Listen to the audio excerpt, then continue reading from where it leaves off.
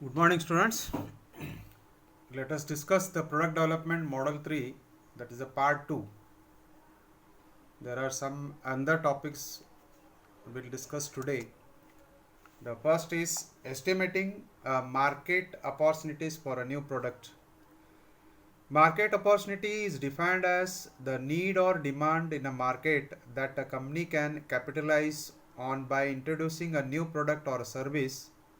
In order to estimate market opportunities by identifying following are the various factors. To estimate the market opportunities, there are some factors to be identified here. So what are those? The first one is the market size. Market size is defined as estimating the number of individuals in a certain market who are potential buyers and or sellers of a product or a service. Companies are interested in knowing the market size before launching a new product or a service. Market size is the total market sales potential of all different companies put together.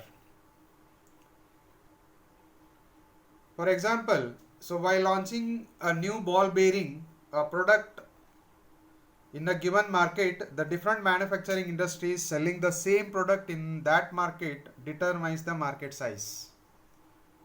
Okay, so before launching, who are the potential buyers? So it is to be known. Because if you take a Belgaum city, because there are a number of industries. Okay, if you go to another taluka place, if in the taluka there is no industries at all, you want to launch your product, then now it is related to the some industries, so it will not work there. And also you have to consider who are the different manufacturers are there in the market. Altogether it is called as the market size it is. Next, that market growth rate. The market growth rate is defined as the rise in sales or a market size within a given customer base over a specific period of time. It is important for companies to know whether the market has the potential for growth or decline for a given product. For example, the personal computer market as compared to the laptop market or the smartphone market is declining slowly, that you know also. Hence, a new company entering into the business for producing a personal computers must be aware about entering a declining market. The company will now in a position for finding suitable alternatives accordingly. Next, the point is the profitability. Determining and forecasting profitability is important to understand the market potential. If the expected profit is a low, then the volume of sales needs to be higher it is. On the other hand, if the business is expecting low sales volume, then the profit needs to be higher. Okay, so as you know that wholesale market, what you say in just, it is a simple example I can give. Okay, so number of product you are selling, so automatically you will get a more profit over there. Calculation of profitability to determine market potential is based on three elements.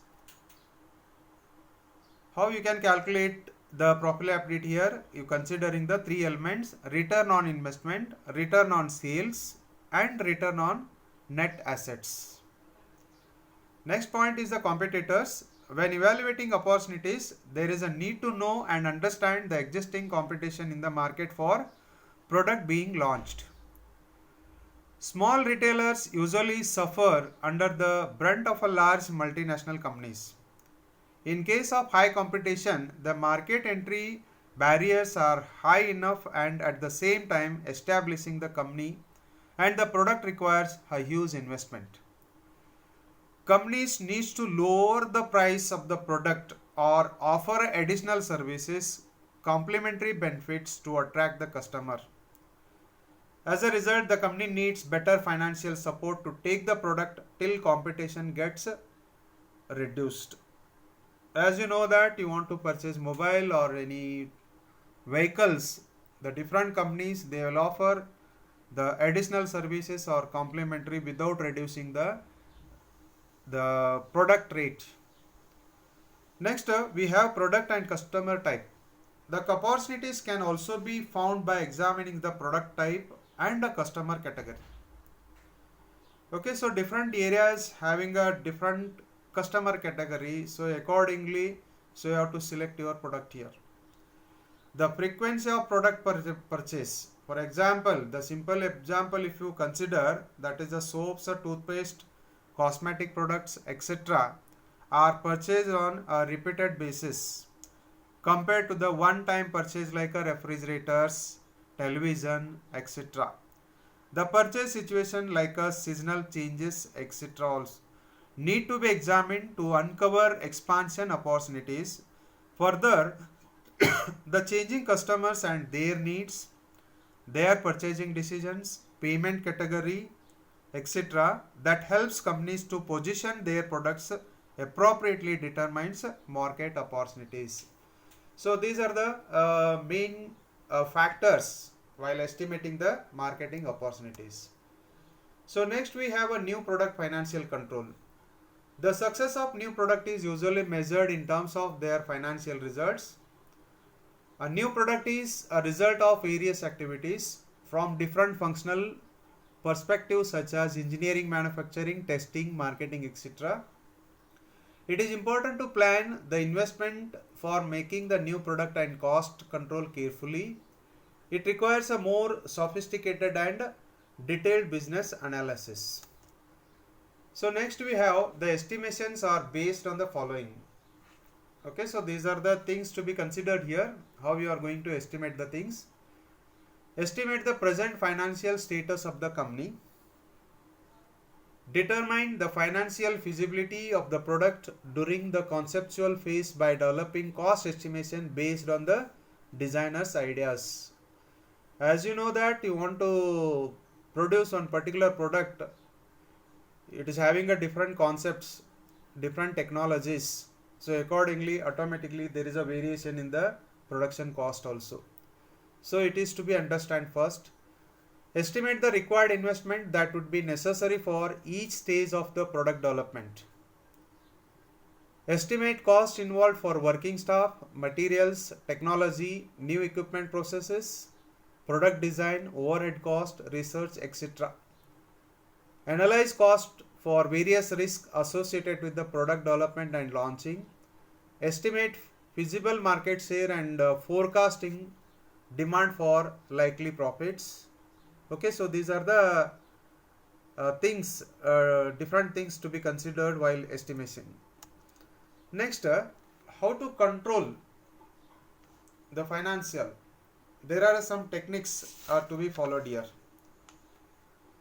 Exercising financial control through various activities involves adoption of strategies and techniques here. A new product is a result of various activities under continuous changing circumstances. Now there are a few major techniques are as follows. The first one is the budgetary control. In the development of new product, a budget may be referred as a numerical estimate or a plan here, prepared in advance, depicting the overall cost from initial product development stage through its delivery. Mere preparation of budgets does not help achieve the goals and the objectives of the company here. Instead, a certain control must be exercised over an estimated plan here.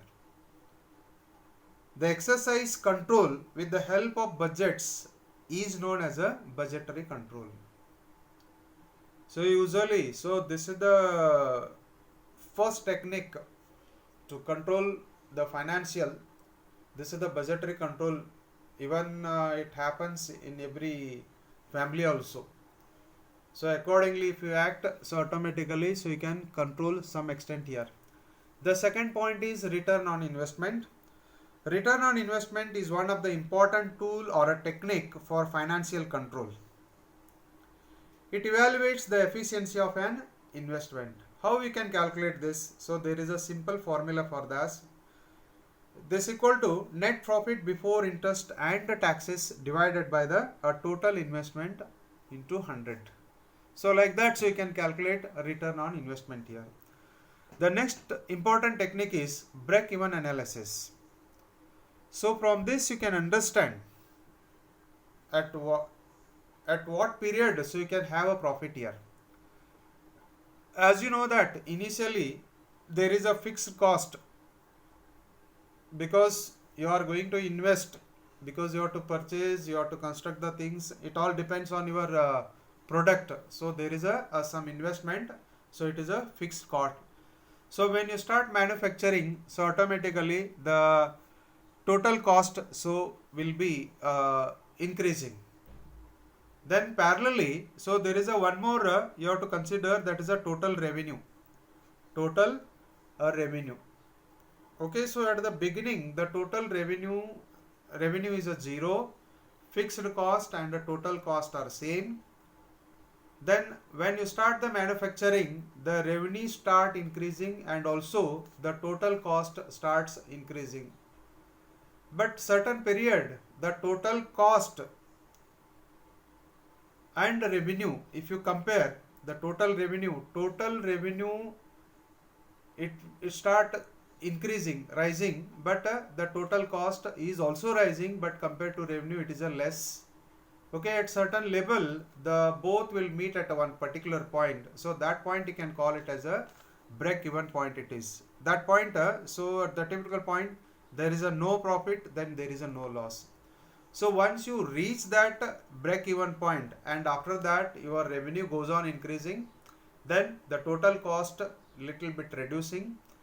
Okay, so whatever the difference we are having, total revenue and total cost, that will become a profit. Here you have to take care the revenue, so it should be more than the total cost, then only so we can have some profit over here. Then last one is the ratio analysis. Ratio analysis is one of the important tools of financial control and is used to judge the financial performance of the company. Ratio is computed by taking the proportions of one financial variable with another related financial variable. So there is a comparison considering the two related financial variables here. There is a useful interpretation can be made which ultimately helps make appropriate decisions. Financial variables are collected from financial statement, that is such as a profit and loss account and a balance sheet. Ratio analysis also helps in preparation of the budget because different ratios act as a guide for determining budgeted figures for a different activities here. Okay, so these are the different techniques to control the financial. So next, so we will discuss the implement new product development. So in today's highly competitive market, the companies must develop the right product at a right time and a right cost. Various steps to be followed to implement a new product here. So what are the three things? That is a right product, right time and a right cost it is. So first step is to implement the new product. There are some steps are there. The first one is defining the product. The product functional performance requirements are accurately defined along with the voice of the customer. This helps to focus all the people involved in the product development and avoid pitfalls like running out of sources and late design changes, multiple revisions and repeated costly validation testing it is. So first to define the product's functional and performance requirements. Okay, so automatically, so it will can reduce the things like late design changes, some multiple revisions and etc. here. Second point is identifying people. The management should identify a project manager, define and develop the team having the right people with the required competencies and skills that are needed to support and execute the plan for product development. Further, a project charter that includes the objective and scope of the project, key deliverables and date, project budget, stakeholders and sponsors, review possible constraint and risk need to be developed here. As a project unfolds, it becomes the duty of the project manager to direct and manage each activity and every step of the product developmental stage here. Third point is utilize resources. Time, manpower and money are most important factors in a new product development. There is a need to assign resources accordingly and see that all people including the top management to know their rules and responsibilities in advance, and also articulate how the rules interface with each other. With the reduction in a development time, the product will reach the customer and begin generating a revenue sooner. How you are going to utilize the resources, how you are going to plan it, it is very important. Next point is establish time frames. Implementation of a new product requires a series of activities from different functional perspectives such as engineering, manufacturing, testing, marketing, etc. Working together through the stages of product development. Hence, sufficient time should be allocated to certain activities based on their functioning while keeping in mind the deadlines for implementation. The ultimate goal is to develop the right product at a right time here. Establish time frames because there are different activities are in the industry. Okay, so some activities require more time, some requires very less time.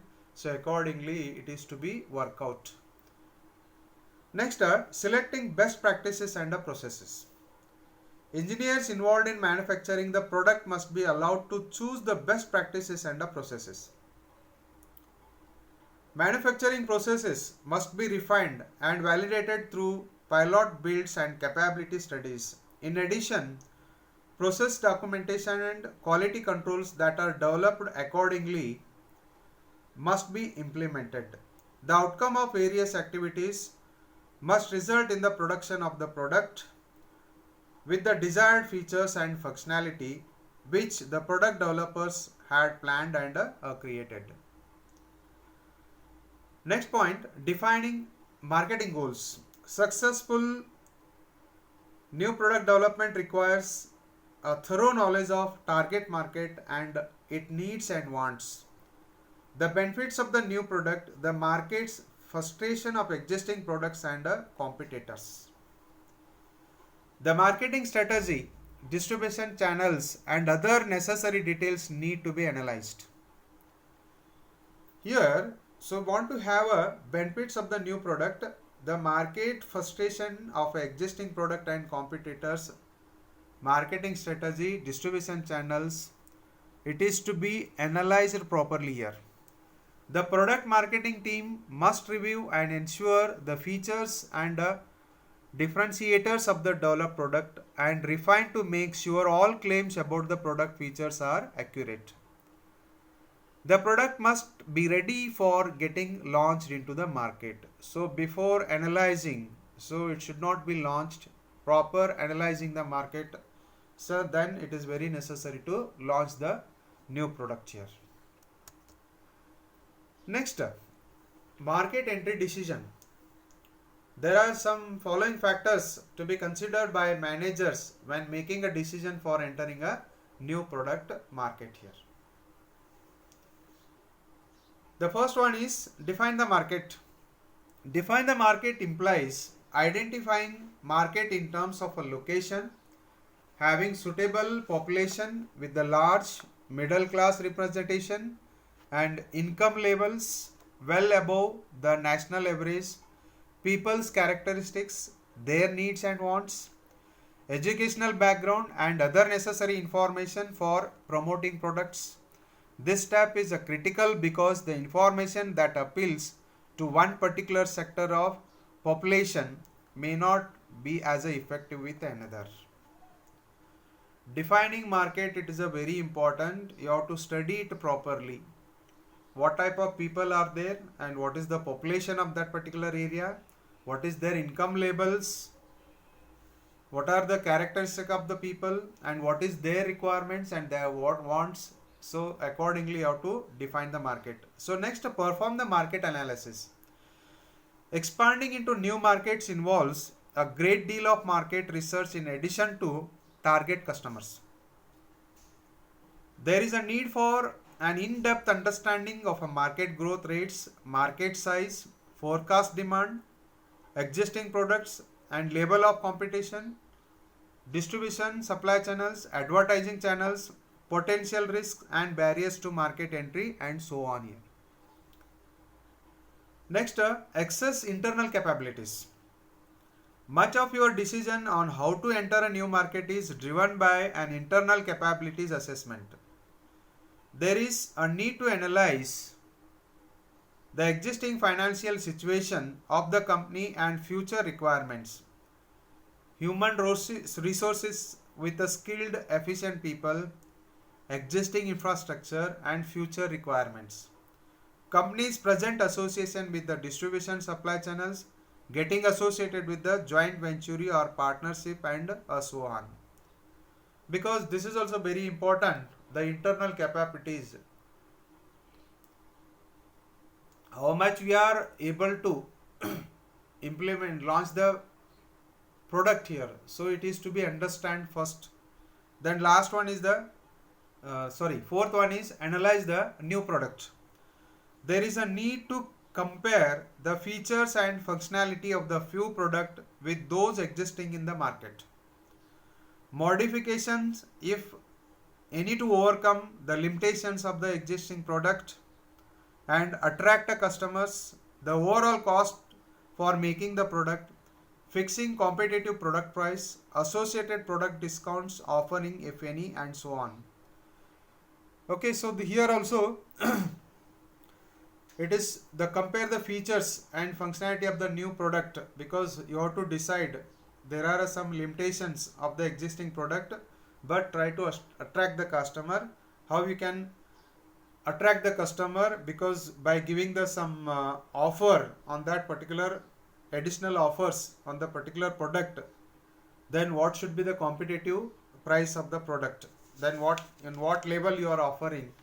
So this is the how you are going to analyze. The last one, analyze the government policies and regulations.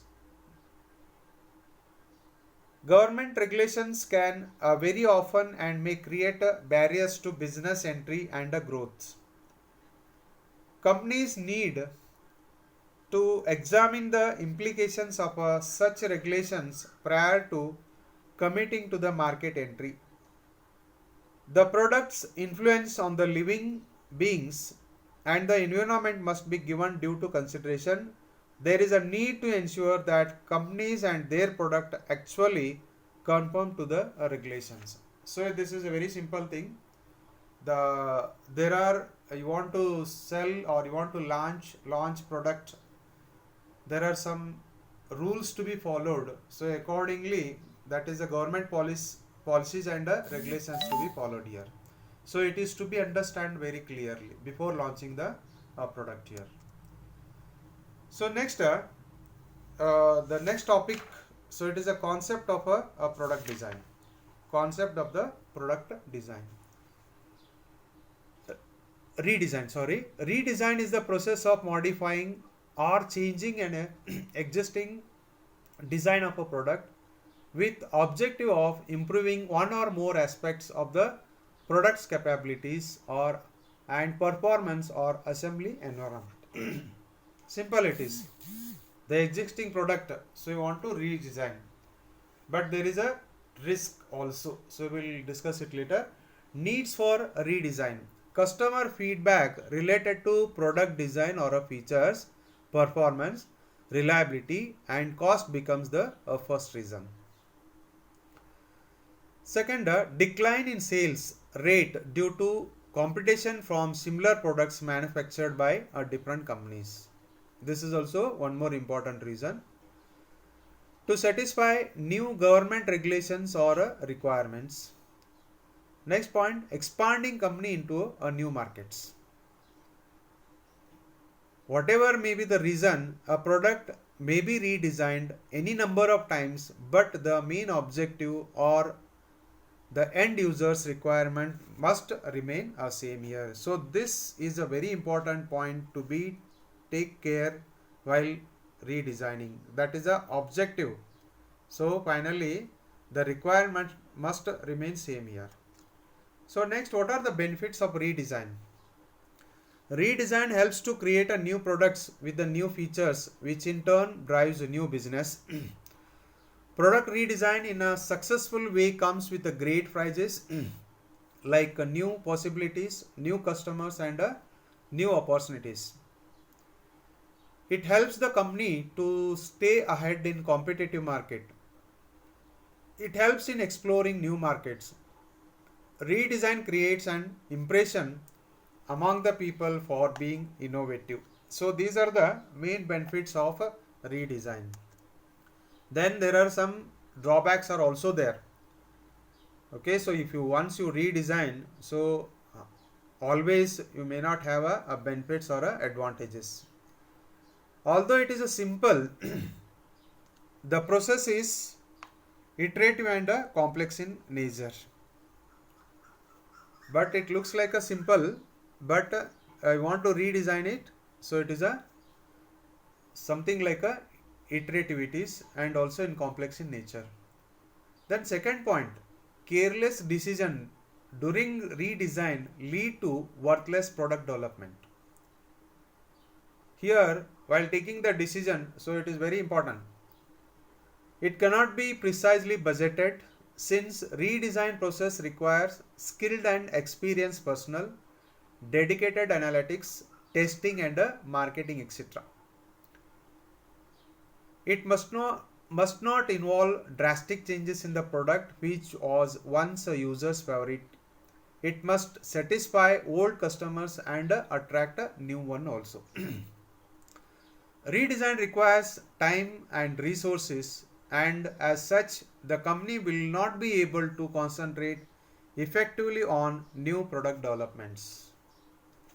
Okay, somewhere so it will affect the new product development also. These are the drawbacks of the redesign. So next, there are some steps for the product redesign. There are 5 steps approaching the product design here. Analyze existing product. First, the step is existing product. You have to analyze it properly. That is what you have to do. So you have to get the feedback from the customers, distributors, supply agents, and like are taken into account. The product is analyzed from all the perspectives. Since customers use the product most often, they are best equipped to provide feedback regarding the drawbacks of the product and how to improve the existing product. So like this, so it is a simple, to want to analyze existing product, you have to take the feedback from the customer, distributors, so on. Next, analyzing the competitive products. Yes, so you want to redesign your product. Which is the competitive product? That also you have to analyze what are their features and how you are going to improve your product here. Identify competitors and analyze their product in terms of features, performance, cost and other attributes. This helps the company to determine and where their attributes, assesses their strength and weaknesses, identifying the shortfalls in the existing product, and uncover their objectives and strategies in the market segment. Competitive analysis gives a chance to surpass the drawbacks related to various attributes and in turn gain an edge over the competition. Just you have to compare with the other competitive product features and what are their performance, what is the price of that product. Okay, if you once you understand that, so you can surpass your drawbacks. Next, bring all geographics and function in a one room. Once a product has been identified for a redesign, all geographic business units, different functions and organizational labels need to be brought into one room here. It is the most effective way to ensure the product portfolio benefits from all perspectives, including both cultural and functional.